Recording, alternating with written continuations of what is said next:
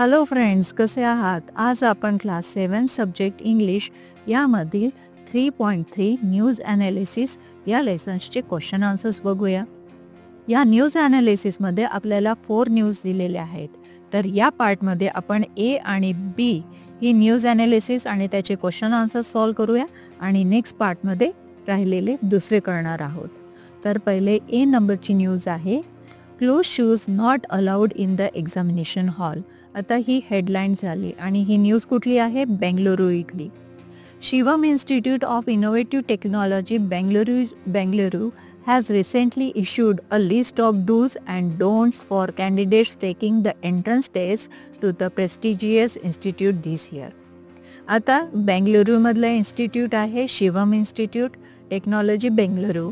आता हे prestigious institute आहे आणि त्यांनी एक लिस्ट इश्यू केलेली आहे, लिस्ट डिक्लेअर केलेली आहे की कॅन्डिडेट्सने जेव्हा ते एंट्रन्स एक्झाम्स द्यायला ते हॉलमध्ये येतील तेव्हा त्यांनी काय करायचं आणि काय करू नये याची डू अँड डोंट्स याची लिस्ट त्यांनी दिलेली आहे.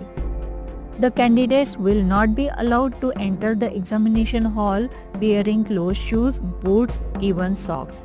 आता त्यांनी सांगितलं की जेव्हा कॅन्डिडेट एक्झामिनेशन हॉलमध्ये एंटर करतील तेव्हा त्यांचे शूज बंद शूज, बूट्स किंवा सॉक्स त्यांना अलाउ नाही आहेत, म्हणजे हे त्यांना घालून जायचे नाही. Other items which will not be allowed inside include mobile phone, microphones, earplugs, calculator and other electronic gadgets, pouches, printed or blank papers and even pens. आता त्यासोबतच म्हणजे त्यांना क्लोज शूज, चप्पल चालणार त्यांना, पण शूज, सॉक्स, बूट्स हे items त्यांना चालणार नाही. शिवाय त्यांना काय अलाउ नाही आहे? मोबाईल फोन नाही, मायक्रोफोन, इयर प्लग्स तुम्हाला माहिती आहे, कॅल्क्युलेटर, इलेक्ट्रॉनिक गॅजेट्स आणि पाउचेस, प्रिंटेड आणि ब्लँक पेपरसुद्धा त्यांना अलाव नाही आहे आणि पेनसुद्धा त्यांना न्यायचा नाही आहे सोबत. The pens will be provided in the hall by the इन्व्हिजिलेटर्स.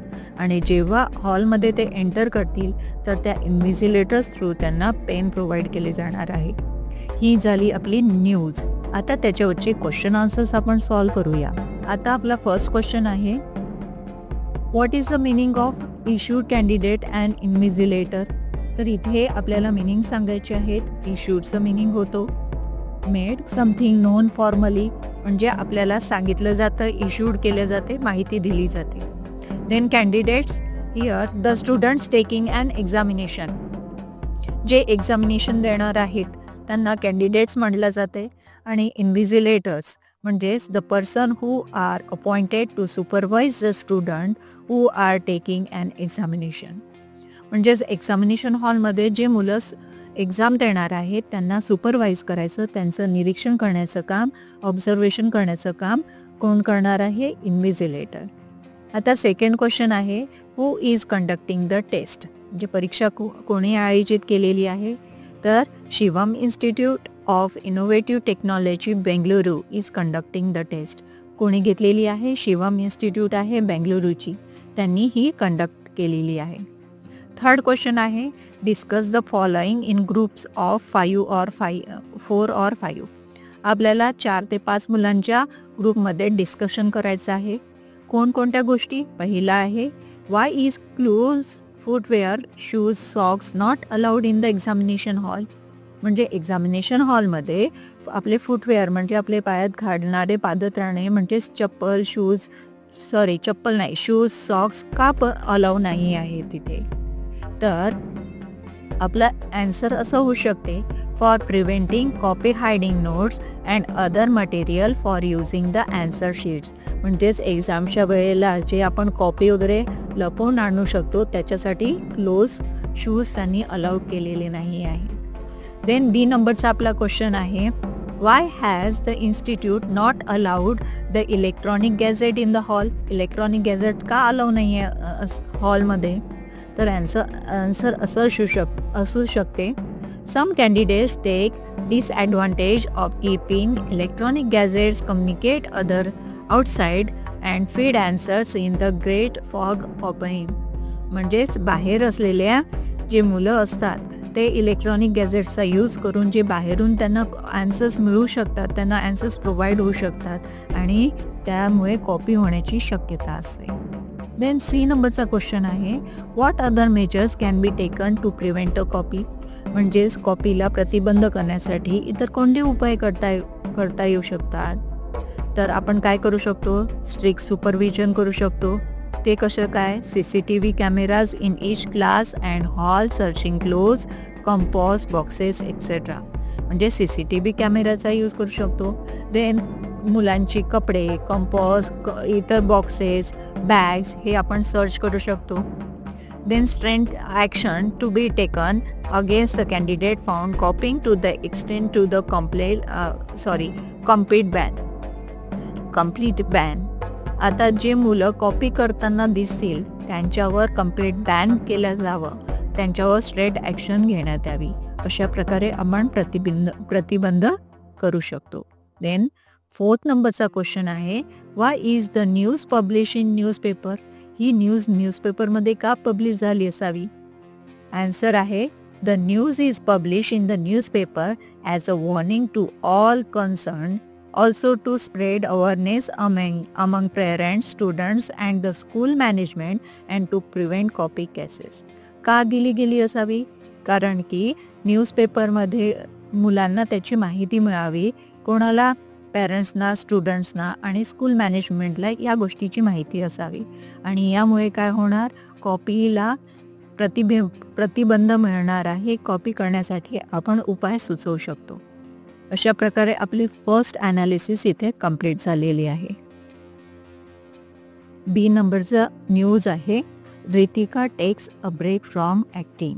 आता रितिका ही कोण आहे? एक ॲक्ट्रेस आहे आणि तिने ॲक्टिंगपासून तिने आता ब्रेक घेतलेला आहे. न्यूज मुंबईपासून आहे, 9 सप्टेंबरची. Famous actress Ritika, who is believed to be the most highly paid star in Bollywood, is all set to break the hearts of her fans. आता 9 सप्टेंबरला तिने डिक्लेअर केलं की फेमस ॲक्ट्रेस जी आहे रितिका, तिने बॉलिवूडपासून सुट्टी घेण्याचं म्हणजे रजा घेण्याचं तिने डिक्लेअर केलं आणि त्याच्यामुळे तिच्या फॅन्सला खूप मोठा धक्का बसलेला आहे.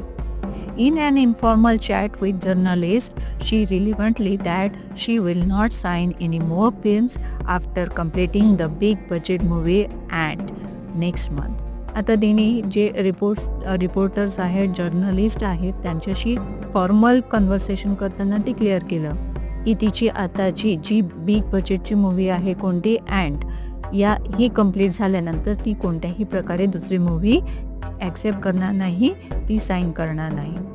शी refuse to give any reason for her decision. आणि याचं कारण काय, तिने का ब्रेक घेतला याचं कारण तिने अजूनही डिक्लेअर केलेलं नाही. However, sources close to her reveal that now she wants to make a career in politics. परंतु सूत्रांनुसार असं कळलेलं आहे की आता तिला करिअर फिल्म इंडस्ट्रीमध्ये स्टॉप करून आता तिला नवीन करिअर कुठे सुरू करायचं आहे? पॉलिटिक्समध्ये. आता ही झाली आपली न्यूज. फर्स्ट क्वेश्चन आहे, guess the meaning of most highly paid. तर याचा मिनिंग होतं, the actor or actress who gets the highest amount for acting in every film. म्हणजे असे ॲक्टर किंवा ॲक्ट्रेस त्यांना कोणत्याही फिल्ममध्ये जास्त पेमेंट दिल्या जातं.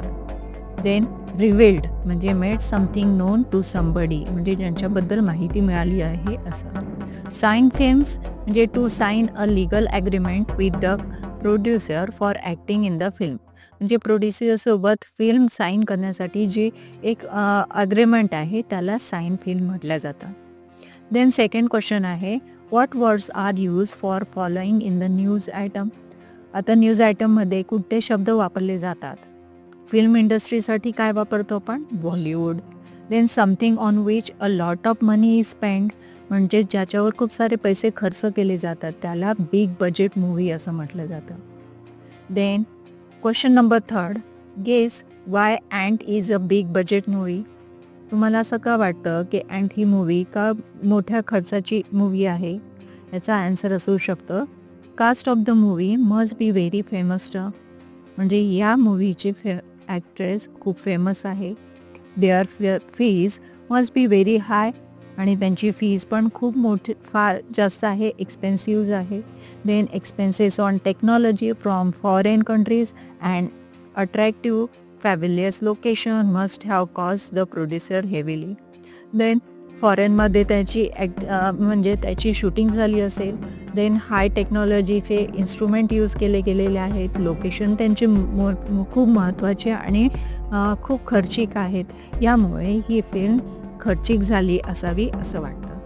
Then question number 4, can you think of other reasons for Ritika's decision?